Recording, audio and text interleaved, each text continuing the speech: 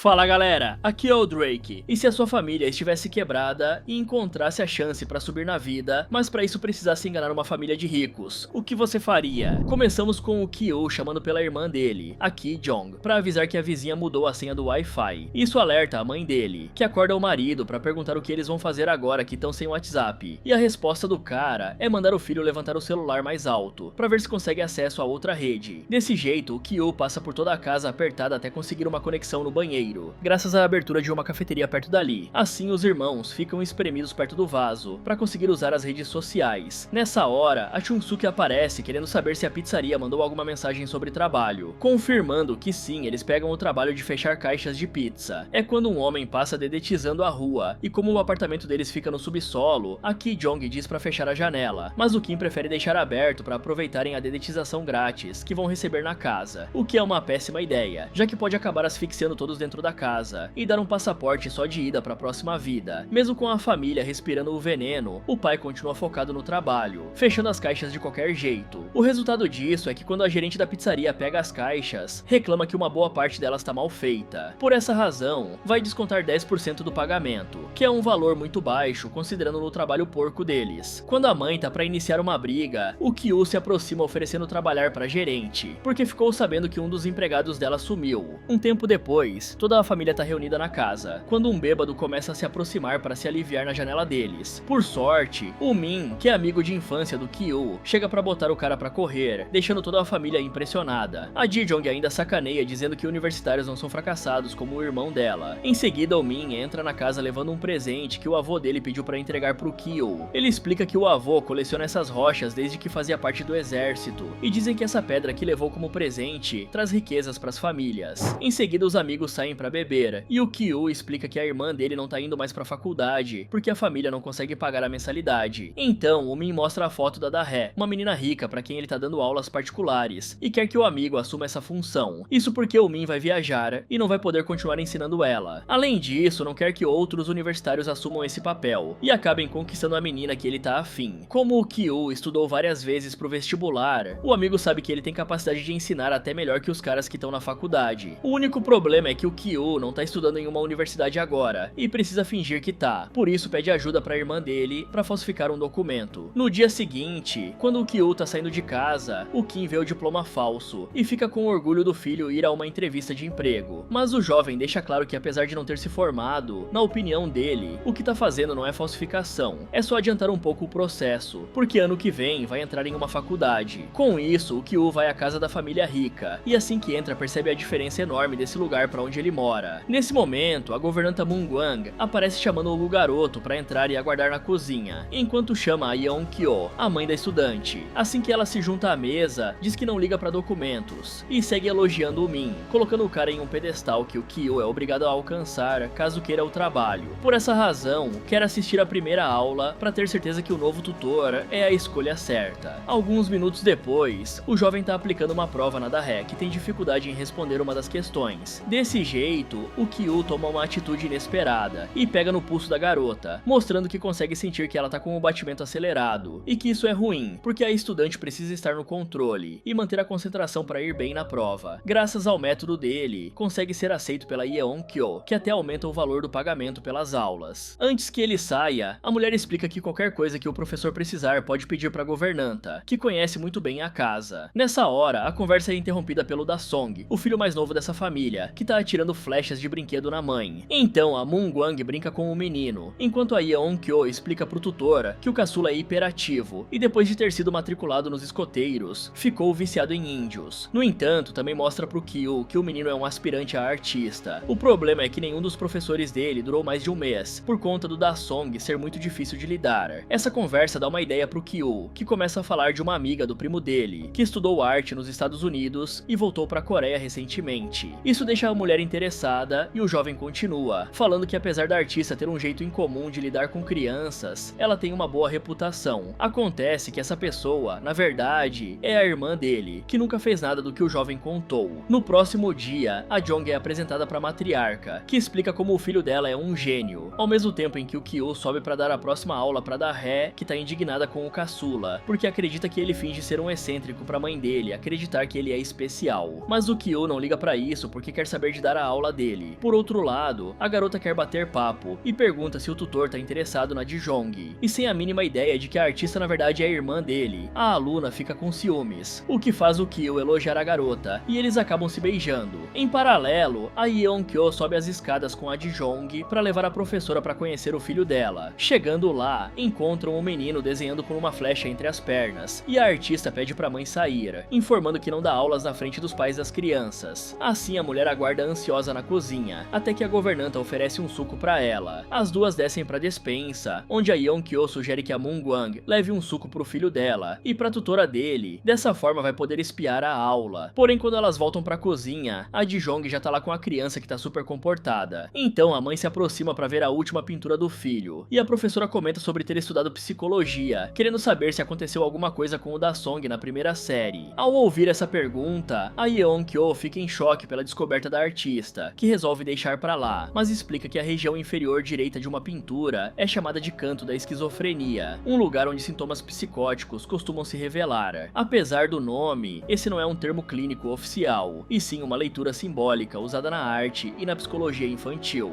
Isso acontece porque, diferente do meio da folha, onde a criança vai desenhar o que ela quer mostrar, os cantos acabam funcionando como um espaço mais inconsciente, onde o que não é dito em palavras encontra uma forma de escapar. Mas isso não é uma regra, e muito menos um diagnóstico. E essa informação deixa a Yeon-kyo abalada, porque tanto nesse último desenho quanto na pintura que ela pendurou na parede, tem uma imagem distorcida no canto da folha. Depois dessa, a Jong conquista completamente a mulher, que aceita aumentar a quantidade de sessões durante a semana, e também o preço do serviço, já que agora o menino fará arte e terapia. É quando o Park Dong-gik, que é o patriarca da família, chega e agradece a ajuda da artista, para em seguida pedir ao motorista particular, o Yoon, para dar uma carona para ela. Dentro do carro, o cara pede o endereço da Ji-Jong, e como a jovem não pode revelar, afinal tá mentindo a própria identidade, pede para ser deixada na estação mais próxima. No entanto, o motorista insiste, e para não ser mais incomodada, a jovem fala que vai encontrar com o namorado para pegar o metrô, e para ferrar com o Yoon, ela tira a roupa íntima e deixa no banco de trás do carro. Na manhã seguinte, a família toda vai almoçar em um restaurante, e lá a Ji-Jong conversa com o pai dela sobre os trabalhos que ele teve como motorista. Ela também comenta com o irmão dela que deixou uma armadilha no carro para que possam ir para a próxima fase do plano deles. Então o Kyo pergunta o que a Ji-Jong falou para Yeon-kyo, que deixou ela tão comovida, e a garota explica que só pesquisou arte e terapia no Google e improvisou o resto. Alguns dias depois, o Park Dong-gik tá no carro e encontra a roupa íntima. Sem saber de quem é, ele leva pra mulher dele comentando como o Yoon é um péssimo profissional. O casal conversa mais um pouco sobre isso, e o Park Dong-gik acha que a única forma de alguma mulher esquecer a roupa íntima pra trás seria se tivesse sob influência de substâncias tóxicas, o que só piora a situação. Enquanto isso, a Ji-Jong tá ouvindo escondida o desenrolar da conversa, com o casal comentando sobre mandar o motorista embora, sem mencionar o que o patriarca encontrou no carro, pra evitar que dê algum escândalo envolvendo o nome da família, até que a jovem surge, fazendo o casal se assustar com ela, e ao ser levada para a saída pela Yeon-kyo, a tutora do caçula se faz de sonsa, querendo saber se aconteceu algo com o motorista. A matriarca evita entrar em detalhes, e a Ji-Jong aproveita para dizer que o tio dela tinha um motorista que era muito gentil, e que tá livre agora. Com isso, outro membro da família é indicado para trabalhar pros ricos, porque o tal motorista é o pai dela, que no dia seguinte, vai com o filho a uma concessionária, porque apesar de saber dirigir, faz anos que não atua nessa função, e não conhece muito bem os carros mais novos. Depois de treinar um pouco, o Kim vai até a empresa do Park Dong-gik e sai para levar o empresário para dar uma volta, mostrando que é muito bom no volante, além, é claro, de ter bastante carisma. Os dias passam, e os irmãos conversam com a mãe dele sobre a governanta, que já trabalhava no local pro primeiro morador da casa. Então, para conseguirem fazer ela ser demitida, vai ser bastante difícil. A cena corta pro Kyo descobrindo, através da aluna dele, que pêssego é uma fruta proibida na casa dela, porque a Moon-gwang é extremamente alérgica. Por essa razão, o próximo passo do tutor é raspar algumas dessas frutas e jogar na mulher que começa a passar mal. Aqui a família tá levando para outro nível, o que começou como falsidade ideológica, com mentiras para ocupar posições dentro da casa, evolui para algo muito mais grave quando provocam uma reação alérgica na Moon-gwang, já que não conhecem o histórico médico completo dela, e dependendo do grau da alergia, poderiam acabar mandando ela direto pro caixão. Mas ao menos a governanta consegue ir pro hospital, o que era parte do plano do Kyo, onde o pai dele já estava esperando para tirar uma foto e depois mostrar para Yeon-kyo, comentando que ele foi ao médico para fazer um exame de rotina e mandou uma selfie para a esposa dele. A questão é que enquanto tava lá, não conseguiu deixar de prestar prestar atenção na conversa da governanta pelo celular e descobriu que ela foi diagnosticada com tuberculose. Tudo isso já tinha sido ensaiado pelo Kyo com o pai dele, pro motorista ficar esperto e saber contar a mentira de modo que consiga convencer bem, já que a mulher não acreditaria sobre a doença tão fácil. Por essa razão, ele apela pro caçula da Yeon-kyo, comentando sobre não achar certo a governanta doente continuar trabalhando na casa e tossindo em tudo, afinal tem uma criança morando lá. Quando faltam só alguns minutos pra chegarem, o Kim avisa pra Ji-jong que estão próximos, pra que a garota pegue mais alguns pelos de pêssego e jogue na Mungwang. Desse jeito, quando a Yeon-kyo chega, a governanta tá passando mal. E o último passo pra ferrar a mulher de vez é o Kim colocar ketchup no lenço que a Moon jogou no lixo. Completamente manipulada, a matriarca chama o motorista pra uma conversa particular,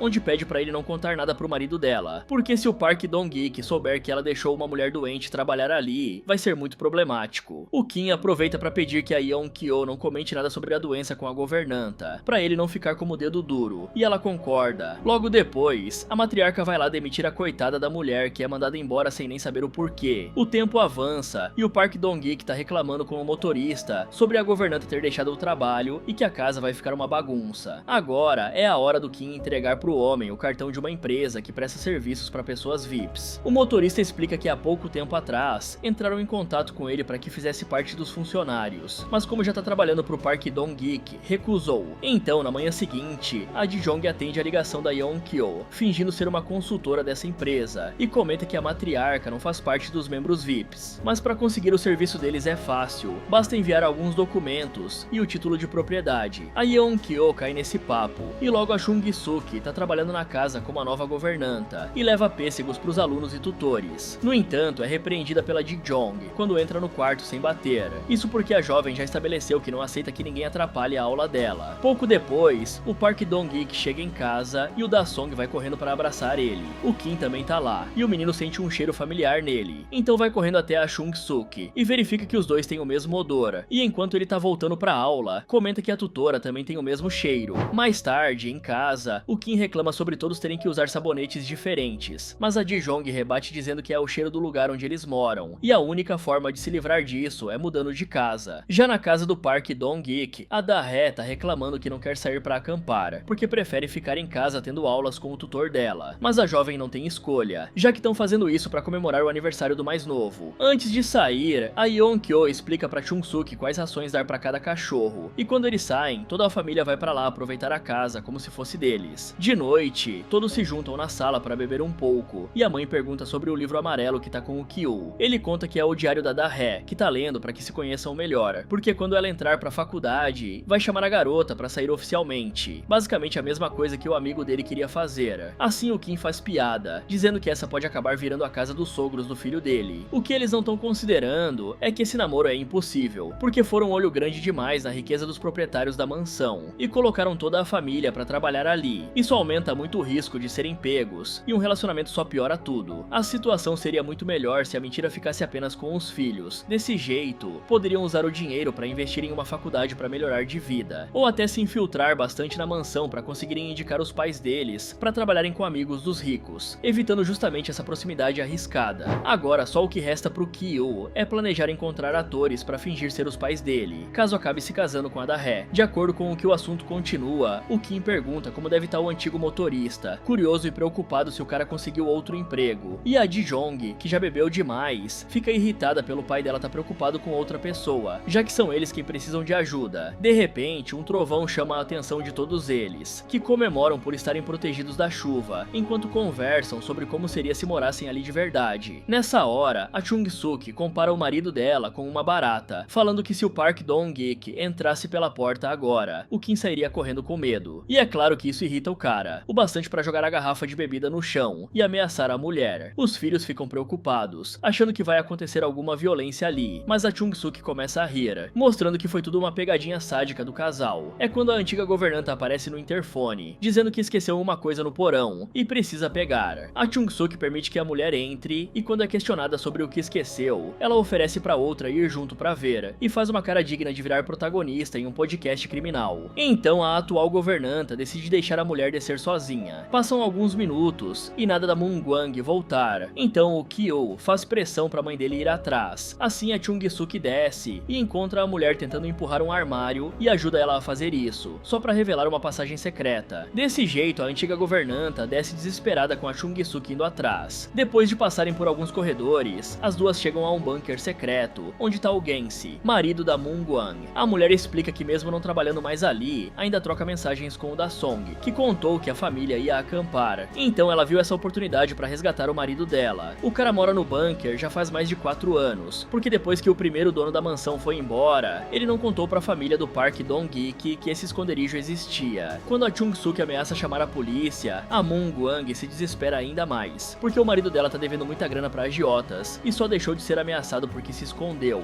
Ela chega até a oferecer dinheiro para que a Chung-Suk deixe o cara ficar escondido e leve comida para ele uma vez por semana, pelo menos. Mas a atual governanta acha isso ridículo e decide que vai realmente entrar em contato com as autoridades. O problema é que bem nessa hora, o restante da família que tava ouvindo a fofoca perde o equilíbrio e acaba caindo bem na frente do casal. Pra piorar, assim que a Moon-Gwang pega o celular pra filmar, o Kyu chama o Kim de pai. Uma vez que a família foi exposta, a antiga governanta percebe o que tá acontecendo e ameaça enviar o vídeo pra patroa. Com essa chantagem, ela consegue levar o marido dela pro sofá e faz uma massagem nele, enquanto o cara se diverte sabendo que se clicar pra enviar o vídeo, vai ferrar todo mundo. Como se a situação da família já não tivesse ruim o bastante, a Moon-Gwang começa a ir a zombar da cara deles, filmando todos com os braços pro alto, como se tivessem rendidos. Mas, em um instante de distração, a família corre na direção da mulher pra tomar o celular dela. Em meio à confusão, a Dijong corre pra cozinha e pega alguns pêssegos pra esfregar no rosto da antiga governanta, enquanto o Kim segura o marido da mulher e o Kyu apaga o vídeo. Nessa hora, o telefone da residência toca e a Chung-Suk atende pra ouvir a pior notícia possível. A Yeon-kyo tá avisando que o acampamento foi cancelado porque a chuva transbordou o rio, então eles estão voltando pra casa e chegam em alguns minutos. Com o fim da ligação, começa a correria pra colocar o casal dentro do bunker e limpar toda a bagunça. A Dijong entrega o diário da Da-hye pro irmão dela, e antes que pudesse continuar limpando, os moradores entram, obrigando a jovem a se esconder debaixo da mesa da sala. Em paralelo, o Kyu tem que ir pra debaixo da cama quando a aluna dele entra no quarto. Por outro lado, a situação no corredor do bunker tá complicada, porque a Moon-Gwang consegue se soltar do Kim e corre de volta pra avisar a Yeon-kyo sobre o que descobriu. No entanto, a Chung-Suk impede chutando a mulher escada abaixo, fazendo ela bater a cabeça na parede, e na mesma hora, o Kim percebe que ela apagou. Assim ele puxa a mulher pro corredor do bunker e fecha a porta, pra ir até o Gensi que tá pirado, batendo a cabeça nos disjuntores de luz pra ligarem quando o Park Dong-ik passa, e confessa que faz isso todos os dias, agradecendo escondido ao homem por ter dado um teto pra ele. Além disso, tá usando o código Morse pra se comunicar através das luzes. Como o Da Song é um escoteiro, logo vai aprender a decifrar. Então, o Kim resolve prender o cara e perguntar se o maluco tem algum plano pro futuro. Mas a verdade é que a cabeça do Gensi tá toda ferrada. Ele diz que sente como se fosse feito pra viver naquele bunker, por saber que nunca vai se aposentar ou ter uma vida digna na cidade. E não é de se espantar que o cara tenha pirado. O isolamento prolongado destrói qualquer noção saudável de identidade, porque o ser humano precisa de contato pra se manter são. Não é à toa que presidiários desobedientes recebem a solitária como punição, porque tirar o convívio social é uma das formas mais eficazes de quebrar alguém por dentro. Achando a conversa do Gensi uma insanidade, o motorista sobe pra amarrar a antiga governanta antes que ela acorde. Enquanto isso, na cozinha, a Yeon-kyo tá comendo e decide desabafar com a Chung-Suk, contando que alguns anos atrás era aniversário do caçula, e depois da festa, quando todos estavam dormindo, ele levantou da cama e pegou um pedaço de bolo na cozinha. De repente ele gritou desesperado e convulsionou. O Park Dong-ik tava viajando na época, então a Yeon-kyo teve que cuidar disso sozinha. Ela acredita que nesse dia o menino viu um fantasma saindo do porão e agora tá desenhando essa figura nos quadros dele. Enfim, o desabafo chega ao fim e a mulher sobe pro andar de cima, fazendo a Da-hye ir conversar com a mãe dela e abrindo oportunidade pros parasitas fugirem. Só que quando todos eles estão na sala, o Dae-song surge, obrigando que todos se escondam debaixo da mesa. O menino vai pro quintal pra acampar e o Park Dong-ik senta no sofá pra conversar com o filho através de um rádio, como eles costumam brincar. O casal resolve dormir ali mesmo, e o patriarca começa a falar mal do cheiro do motorista, algo que é muito constrangedor pro Kim, que tá ouvindo tudo com os filhos do lado, inclusive o cara dizendo que vai demitir ele por não aguentar o odor. Pro azar dos parasitas, o casal resolve dar uma relaxada, e o trio tem que ficar ouvindo até que os moradores durmam. Quando isso acontece, o trio pode finalmente fugir rastejando um por um. Eles correm debaixo de chuva pra se afastar afastarem da residência, até conseguirem tomar uma boa distância e parar para recuperar o fôlego e discutir qual vai ser o próximo passo, agora que sabem que tem duas pessoas amarradas no porão. O Kim consegue acalmar os filhos dele, dizendo que ninguém mais sabe o que aconteceu. Assim, eles continuam o caminho para casa. O problema é que tá chovendo faz horas, e enquanto eles se divertiam na casa dos ricos, esqueceram completamente da própria casa deles, que fica quase toda debaixo d'água. Eles pegam o máximo de coisas que conseguem e vão para um abrigo junto de várias outras pessoas, onde o Kyo pergunta pro pai dele qual é o plano para lidar com a Mungwang e o Gense, e o Kim diz que não pensou em nada, seguindo para dar o pior conselho da vida dele. O cara fala pro filho nunca planejar nada na vida, porque desse jeito nenhum plano vai dar errado, e dá pra entender que o cara tá desmotivado por ter perdido tudo que tinha, mas esse tipo de pensamento só prejudica, porque é basicamente jogar a toalha, quando na verdade planos dão errado o tempo todo. Não tem como a gente controlar a forma como a nossa vida vai seguir, e é por isso que não dá pra desistir. Se um plano deu errado, é preciso criar outro e mais outro. Alguma hora, alguma coisa vai dar certo. Já no bunker, a Mungwang acorda e tenta soltar o marido dela, mas por conta da pancada na cabeça, ela tá fraca e não consegue ter força pra continuar. Ao ver a esposa perdendo a vida aos poucos, o Gense fica em desespero e sem conseguir se soltar para pedir ajuda, bate a cabeça no interruptor até se machucar. Como o Da Song tá acampando, ele vê a luz e entende o pedido de socorro em código Morse, mas como é só uma criança, o menino não se importa muito com isso e acaba dormindo. De manhã, a Yeon-kyo acorda decidida a se dar uma festa de aniversário pro caçula e liga pra Ji-jong convidando a tutora a comparecer, e graças ao crush da Da-hae no Kyo, o jovem também vai ser convidado. Além disso, o Kim também precisa ir para ajudar a mulher com as compras pra festa, o que força ele a engolir toda a raiva que tá sentindo e trabalhar. Dentro do carro, a Yeon-kyo ainda conversa no celular, agradecendo a chuva do dia anterior por ter limpado o céu e deixado um ótimo dia pra comemorarem, o que se choca de um jeito extremamente pesado com a realidade do cara que acabou de perder tudo que tinha por causa dessa mesma chuva. Pra chatear ele ainda mais, a mulher sente o mau cheiro e abre a janela. Aos poucos, a casa fica lotada de pessoas ricas, e o Kim se fantasia de índio junto do Park Dong-ik para surpreender a criança. Enquanto isso, o Kyu tá de pegação com a Da-hae, só que a cabeça dele tá longe porque tá decidido a lidar com a situação do porão, por isso trouxe a pedra que ganhou do avô do amigo dele. Então ele passa pela entrada secreta e começa a descer pro bunker, mas tá tão nervoso que deixa a pedra cair. Chegando lá, o Kyu vê a Mungwang caída e se aproxima para perguntar se ela tá bem, ficando à mercê do Gense, que prende o garoto com um fio pelo pescoço. Quando o cara vai usar a pedra que o tutor trouxe para se vingar, o jovem consegue escapar e corre para sair do bunker, e ele quase consegue, mas o homem pisa no fio para fazer o Kyo cair e conseguir dar o golpe final. Do lado de fora da casa, a festa segue sem ninguém fazer ideia do que tá acontecendo, mas o Gense, que não tá muito bem da cabeça, pega uma faca e caminha na direção deles, ao mesmo tempo em que a Da-hae vai procurar pelo tutor dela. O cara ignora todo mundo e vai direto na Ji-jong, que levava o bolo pro Da Song, e então atinge a garota no peito, o que também faz a criança desmaiar. Alguns convidados da festa até tentam impedir, mas levam cortes superficiais, enquanto o maníaco grita querendo a Chung-suk. Com isso, o Kim e o Park Dong-ik saem de trás da moita para acudir os filhos deles, e outra vez a realidade vem à tona, porque mesmo a Ji-jong estando gravemente ferida, os ricos só se importam com o filho deles que desmaiou. Nesse momento, a Da-hae ainda passa carregando o Kyo e pedindo socorro, mas tudo que o Park Dong-ik faz é gritar para que o motorista entregue a chave do carro. Ao fazer isso, o objeto cai bem debaixo da Chung-suk, que tá tentando se defender do Gense. Ela se esquiva da facada e crava o espeto de churrasco, cheio de carne no cara, pra então se levantar e correr em direção à filha dela. Aproveitando que o maníaco tá sofrendo no chão, o patriarca vai até o cara e pega a chave debaixo dele, tampando-se o nariz por conta do mau cheiro. Essa atitude foi a gota d'água pro Kim, que pega a faca do chão e vai na direção do rico pra tirar a vida dele. Depois de toda essa bagunça, o certo pro motorista fazer é pegar a chave do carro e levar a filha dele pro hospital o mais rápido possível, porque como ela ainda tá lúcida, o ataque não atingiu o coração dela, e por menor que sejam as chances de sobrevivência, elas ainda existem. Mas o cara que sempre foi um covarde, resolve sair correndo dali pra fugir. Um mês depois, o Kyo abre os olhos em uma cama de hospital, cercado por policiais, e ao ouvir os direitos dele, o jovem começa a rir. No tribunal, apesar de todas as acusações, ele e a mãe dele pegaram liberdade condicional e puderam visitar a homenagem feita pra irmã dele. Só quando chegou em casa e assistiu às notícias, é que a seriedade tomou conta do Kyo, que descobriu que depois de sair da casa, o pai dele desapareceu. E mesmo sem ele ou a mãe dele ter a mínima ideia de onde o Kim tá, os policiais continuavam seguindo eles. Com o passar do tempo, o Kyo passou a observar os novos novos moradores na casa dos ricos como um hobby, desejando estar lá mais tempo. E em um desses dias, ele vê a luz piscando com um código Morse. Então começa a decifrar e descobre uma mensagem do pai dele, revelando que depois de finalizar o Parque Don Geek, ele se escondeu no bunker, imaginando que a família venderia a casa, e quando o imóvel ficou vazio, teve dificuldade para sobreviver, mas isso serviu para conseguir enterrar a Moon Gwang no quintal. Enfim, a casa foi vendida, e apesar da nova família ficar fora o dia todo, a governanta sempre tá lá, e ele precisa ficar se esgueirando para roubar comida. Para não enlouquecer, escreveu uma carta pro Kyo, e ficou repetindo ela todas as noites, na esperança de algum dia o garoto ver. As palavras do Kim fazem o jovem ficar com esperança, e escrever de volta, falando que vai estudar para ter dinheiro suficiente para comprar a mansão e libertar o pai dele.